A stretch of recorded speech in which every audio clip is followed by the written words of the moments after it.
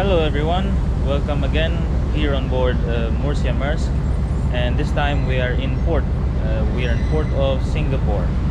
In this video I will show you around to see what happens during cargo operations in port. So let's go.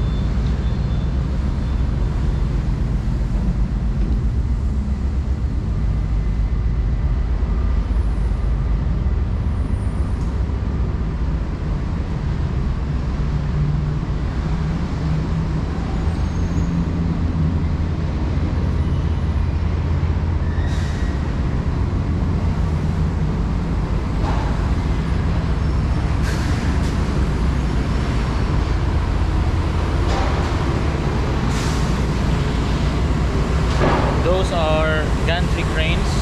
Those are the cranes responsible for loading and unloading the containers. They are huge. They have what we call spreaders, which will attach on the four corners, upper corners of the containers to pull it up or put it down. See those flying around? Those are the spreaders.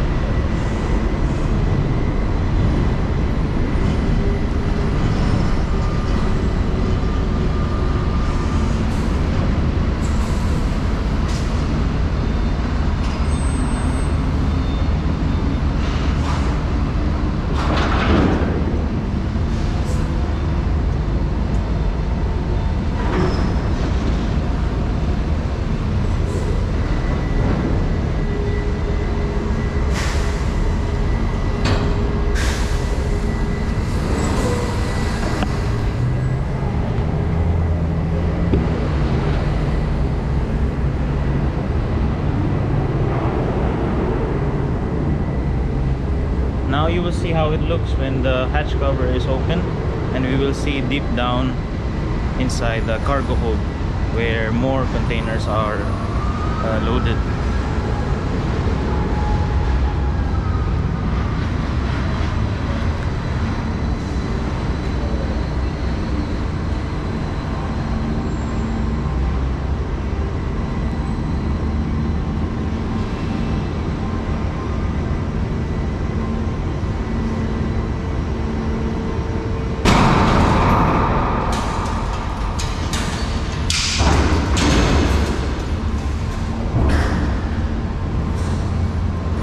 Particular bay, it's already loaded about 30%, so you cannot actually see the bottom, and we'll see on the next base.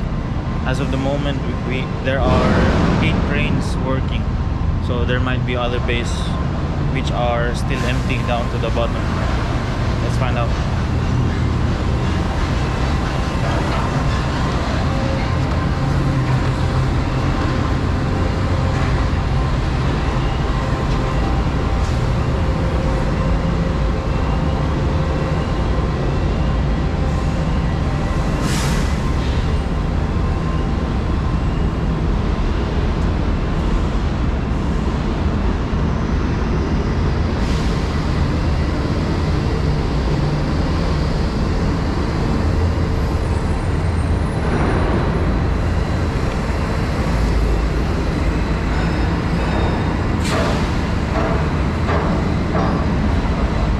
Particular bay, it's a discharging operation.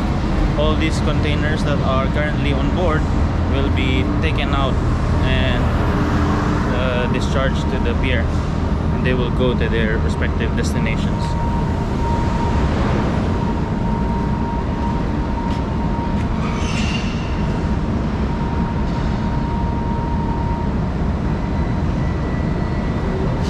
Yeah, that's how it looks. This bay is also halfway filled. And other bays.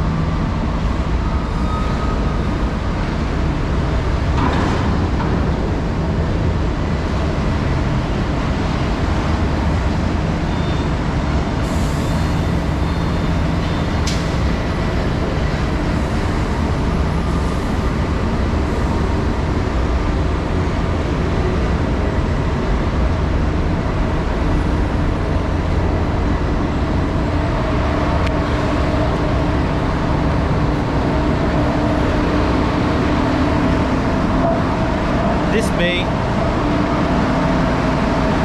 we can see all the way down to the bottom. By the way, the containers behind me are what we call reefer containers. They are quite noisy because the motors are running. There's a cooling system to keep the containers cool. Usually the cargoes inside those reefer containers are perishable goods. I'll show you how it looks when all cargo hatch covers are open and we can see down to the bottom of the cargo hold.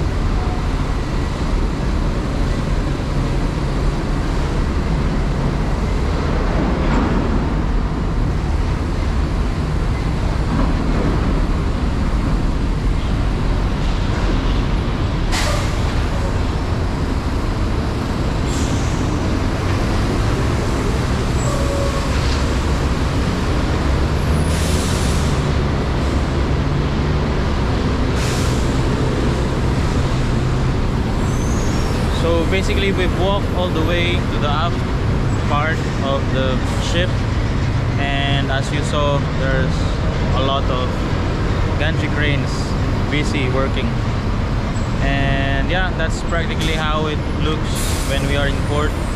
Sometimes there can be even more gantry cranes working, like in China. Yeah, especially in China, Shanghai, it's a really busy terminal, and gantry cranes are working fast, and the crane intensity is high, and we have a lot of movements. In this particular port, we have about 4,459 moves. That's already including discharging and loading. We have 72 DG, dangerous cargoes, that are to be loaded, and several tens of reefer containers. And interesting fact, we just unloaded here only one single reefer container. Remember I told you about the noisy container? It's a cool container. We discharged one we carried from the Europe, and we brought here, and it's now discharged, and it's highly important cargo inside, and it's worth about $300 million. I can only wonder what's inside, but we're not allowed to know. We can only know this special pharmaceutical cargo, and nothing more specific than that. And when we are in port, we monitor the progress of the operation, so we can so as it goes, we can also check some important things that needs to be checked. For example, when there is cargo bay area that is finished loading already, so we can check the lashings on time, so we cannot cause delay. And for that, we have some kind of schematic diagram representing all the bays right there. It's color coded, and yeah, it represents how the cargoes, the containers are placed on each bay, and what we can expect. We have one for discharging, so all containers on its respective locations are shaded, that is due for discharge here, and so we can monitor and we check it physically if it's coinciding with the plan. And we also have the discharging plan, loading plan also, so same, shaded, and so it represents on which locations it should be when it's loaded. So that's practically it, and I hope you find it interesting. That's it for today. By the way, just a side note, when we are in port, of course, especially our home ports or major hubs, we have what we call vessel requirements. It's what we require, what activities we require apart from cargo operation, like crew changes, garbage disposal, sludge disposal, bunkering, lube oil, bunkering, then stores, if we order some spares, and provisions, of course, food we need, so all we consume, all we use, all we need, all that is required to be on board, that also happens in certain ports together with the cargo operations. So the management, together with the officers and the crew, we have a system in place on how we work, how we plan our work, how we plan our working hours, resting hours, who is working when and who is who, and to manage all these activities, So we're practically really loaded with work. But yeah, with 25 people on board, somehow we do manage it.